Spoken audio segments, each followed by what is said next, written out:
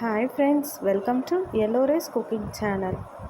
வெண்டைக்காய் வச்சு ஒரு சிம்பிளான காரக்குழம்பு வழவழப்பு குழகுழப்பு இல்லாமல் எப்படி செய்யுதுன்னு வாங்க பார்க்கலாம்.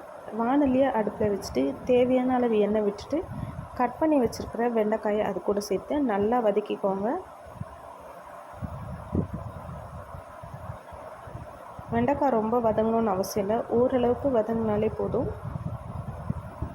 அது கூடவே கொஞ்சமாக உப்பு, ஒரு 1/4 ஸ்பூன் மஞ்சள் பொடி சேர்த்துருக்கேன்.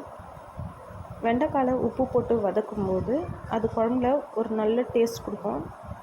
இப்போ பார்த்திங்கன்னா வெண்டைக்காய் நல்லா வதங்கியாச்சு. வதங்கின வெண்டைக்காயை ஒரு தட்டில் அப்படியே மாற்றி வச்சுட்டு அதே வானலியில் தேவையான அளவு எண்ணெய் விட்டுட்டு 1/4 ஸ்பூன் கடுகு உளுத்தம் பருப்பு சேர்த்துக்கோங்க. கடுகு பொரிஞ்சதும் 1/4 ஸ்பூன் சீரகம், 1/4 ஸ்பூன் வெந்தயம் சேர்த்துக்கோங்க. புளி விடுற குழம்புல வெந்தயம் சேர்க்கும் போது அது ஒரு நல்ல டேஸ்ட்டு, ஒரு நல்ல ஃப்ளேவர் கிடைக்கும்.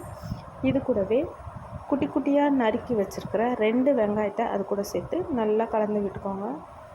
கூட ஒரு பச்சை மிளகாய், ஒரு கொத்து கருவேப்பிலையும் சேர்த்து நல்லா வதக்கிக்கோங்க. வெங்காயம் வதங்கிக்கிட்டே இருக்கட்டும். அதுக்குள்ளவே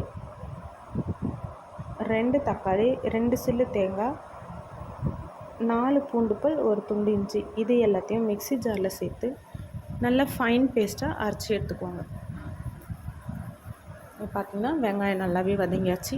நம்ம அரைச்சி எடுத்து வச்ச தேங்காய் தக்காளியை இது கூட சேர்த்துட்டு அந்த தண்ணியெல்லாம் வற்றுற அளவுக்கு அடுப்பை ஸ்லோ ஃப்ளேமில் வச்சுட்டு நல்லா கலந்து விட்டுக்கோங்க. அந்த பச்சை ஸ்மெல் போயிட்டு நல்லா வதங்கணும். இது கூடவே ஒரு லெமன் சைஸ் புளி எடுத்து கரைச்சி எடுத்து வச்சுக்கோங்க. இப்போ பார்த்திங்கன்னா தண்ணியெல்லாம் வற்றியாச்சு. இந்த டைமில் குழம்புக்கு தேவையான உப்பு, காரத்துக்கு ஏற்ற மிளகாய் பொடியை சேர்த்து ஒரு 2-3 நிமிஷம் அப்படியே வதக்கிக்கோங்க. இப்போ கலரி விட்டுட்டு கரைச்சி எடுத்து வச்சுக்கிட்ட புளி தண்ணியை அது கூட சேர்த்துக்கோங்க. உங்களுக்கு எந்தளவு புளிப்பு வேணுமோ அந்தளவுக்கு புளி தண்ணி சேர்த்துக்கோங்க. இப்போ நல்லா கலந்து விட்டுட்டு இது ஒரு கொதி வர வரைக்கும் தட்டு போட்டு மூடி அப்படியே விட்டுருவோம்.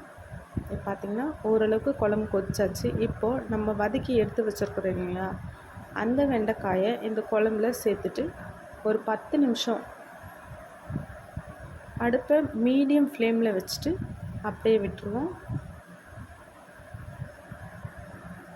இப்போ பார்த்திங்கன்னா வழவழப்பு குழகுழப்பு இந்த மாதிரி எதுவுமே இல்லாமல் அட்டகாசமான வெண்டைக்காய் குழம்பு ரெடி. அப்புறம் எனக்கு சூடான சாதத்தில் நெய் விட்டு சர்வ் பண்ண வேண்டியது தான். சேனல் பிடிச்சிருந்தால் லைக் பண்ணுங்கள், ஷேர் பண்ணுங்கள், கமெண்ட் பண்ணுங்கள், சப்ஸ்கிரைப் பண்ண மறந்துடாதீங்க. தேங்க்யூ.